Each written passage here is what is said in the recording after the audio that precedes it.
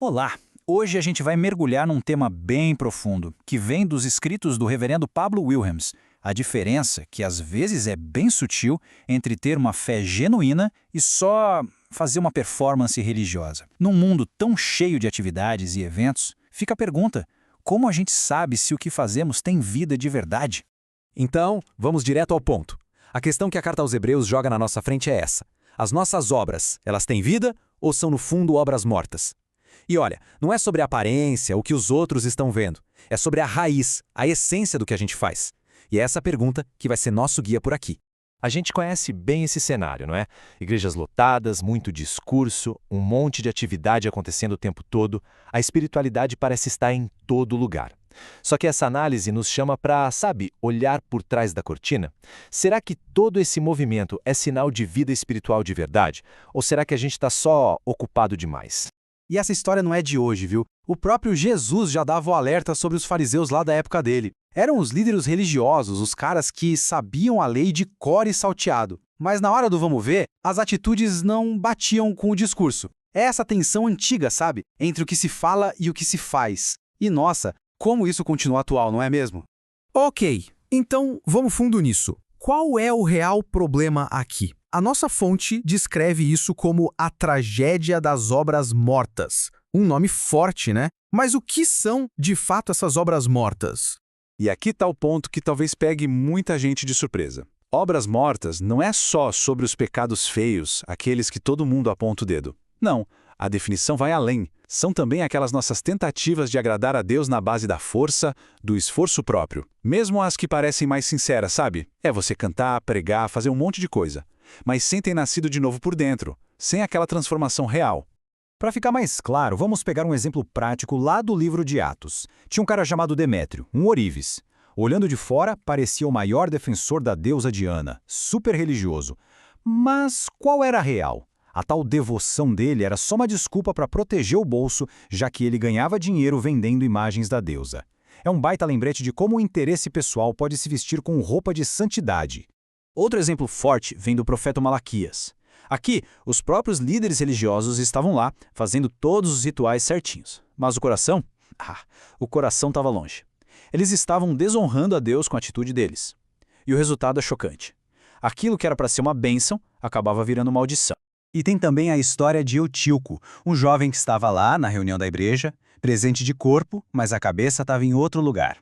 Ele estava sentado na janela, distraído, e essa distração, essa presença pela metade, foi o começo de uma queda, no caso dele, uma queda literal mesmo. Mas serve de metáfora, né? Só estar no lugar certo não significa nada se o coração não estiver junto. Então, a gente chega no ponto central da questão. O problema não é que a gente não tenta. A gente se esforça e muito. O problema é que o nosso melhor esforço ainda é nada perto da santidade de Deus. Não existe obra humana, por mais bonita que pareça, que consiga limpar a nossa consciência da culpa que a gente carrega. Certo. Se o esforço humano não resolve, então qual é a saída? Vamos ver agora qual é a resposta que vem de Deus, o padrão divino. Lá em Atos, de novo, tem esse personagem, Gamaliel, um cara muito sábio. E ele dá uma dica de ouro para a gente saber a diferença entre o que é obra dos homens e o que é obra de Deus. É simples. O que vem da gente, uma hora acaba, se desfaz. Mas o que vem de Deus, isso ninguém consegue parar. É a diferença entre algo que dura um tempo e algo que é eterno.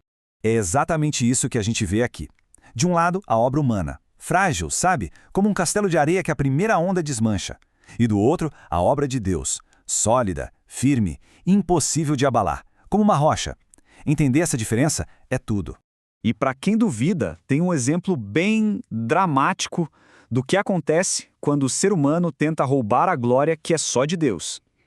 O rei Herodes Agripa deixou o povo chamar de Deus. Ele gostou da bajulação. A resposta do céu foi imediata e terrível. É um retrato bem claro do quão frágil é a nossa arrogância quando comparada ao poder de Deus. Beleza, então já vimos o problema das obras mortas e já entendemos que existe um padrão divino totalmente diferente. A grande pergunta agora é, como a gente sai de um e chega no outro? É isso que leva a uma vida de verdade, uma vida transformada. E o ponto aqui é fundamental. A solução de Deus não é um coach para levantar a autoestima. O problema do pecado não é se sentir mal consigo mesmo. É muito mais sério. É uma ofensa direta contra um Deus santo, uma espécie de rebelião cósmica. E por causa disso, a justiça dele precisa ser cumprida, satisfeita. É exatamente aqui que entra o centro de tudo. Quando a gente fala do sangue de Cristo, não é só uma figura de linguagem bonita, é algo real, concreto. Foi o preço que foi pago, foi a justiça que foi completamente satisfeita, foi o resgate que foi finalizado. Ponto final. Não tem mais nada que a gente precise fazer para completar.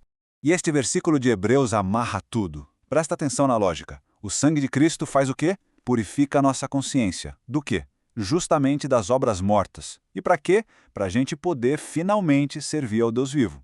Ou seja, a limpeza não é o objetivo final, é o ponto de partida para um serviço que agora sim tem vida de verdade.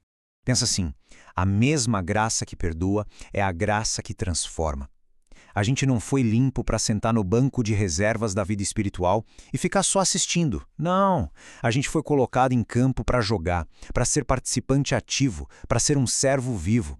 E essa imagem do oleiro com o barro lá de Jeremias é perfeita para isso. Quando o vaso quebra na mão do oleiro, ele não fica tentando colar os caquinhos. Ele amassa tudo e faz um vaso completamente novo. Não é um reparo, é uma recriação. A vida transformada não é a nossa vida antiga com umas melhorias. É uma vida nova, feita do zero. Agora é bom a gente ter a expectativa certa, né? Essa transformação não significa que a gente vira perfeito da noite para o dia, que nunca mais vai errar, não é isso. Significa que a gente se torna quebrantado, ou seja, consciente que depende totalmente de Deus, e obediente, com uma vontade sincera de fazer o que é certo, mesmo tropeçando de vez em quando. E para a gente fechar, essa mudança gigante que acontece por dentro tem um resultado que aparece por fora. Não tem como esconder. A coragem. Vamos para a nossa última parte. Pensa bem, quando a sua segurança não está mais no que você faz ou deixa de fazer, mas está firme naquilo que Cristo já fez por você, nasce um tipo diferente de coragem. Um exemplo histórico disso é John Huss. O cara foi para a fogueira, não porque ele se achava justo, mas porque ele amava a verdade que o tinha libertado. A coragem dele vinha de fora, vinha de Deus. E a gente termina com essa pergunta, que fica no ar para a gente pensar. Se é verdade que a nossa consciência foi limpa das obras mortas e que fomos libertos para servir a um Deus vivo, então onde é que essa coragem aparece na nossa vida hoje? Nesse mundo que pede para a gente se encaixar, ser igual a todo mundo, onde está a nossa ousadia por amor à verdade? Fica aí a reflexão.